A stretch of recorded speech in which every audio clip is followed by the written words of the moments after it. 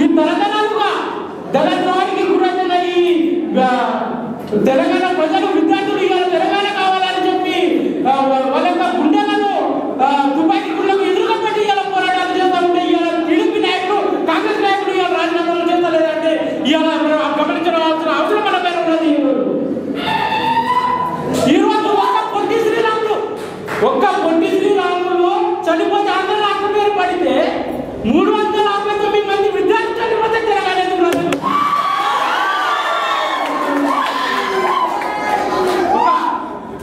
ఎలాగైనా ఈ ఉద్యమాన్ని నేను ముందుకు తీసుకువెళ్ళాలి.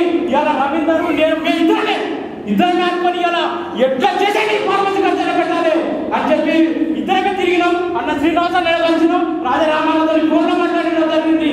మాట్లాడినా కూడా బస్సు యాత్రలు ఉన్నప్పుడు ఇక ఆయన ఎక్కువ రెస్పాన్స్ చేసుకోలేదు.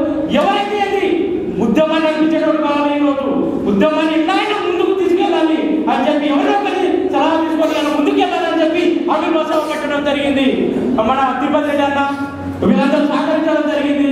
అంతే పిల్లవాళ్ళు ఈ ఉద్యమాన్ని ఎలాగైనా ముందుకు తీసుకెళ్తాం. ఈ ఉద్యమాన్ని ముందుకు తీవ్రస్థాయిలో ముందుకు తీసుకువెళ్ళి ఆంధ్ర నాయకులను తిప్పి కొట్టే విధంగా తిప్పి కొడతాం.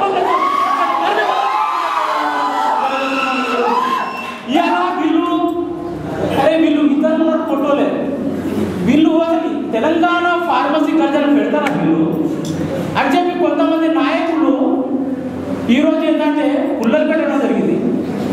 అరే వీళ్ళ వల్ల ఏమవుతుందా ఇప్పుడు కనిపిస్తుంది. తెలంగాణ విద్యార్థి ఫార్మసీ ఇప్పుడు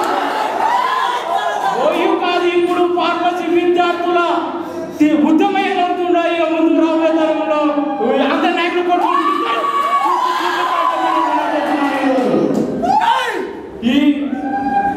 ఈ అవకాశం ఇచ్చిన పెద్దలకు 2 నిమిషాలు ఎక్కువ మాట్లాడు. తర్వాత మన ఫార్మసీ ఖర్చు పెడతా అది 1 నెల రోజుల్లో చూపిస్తాం.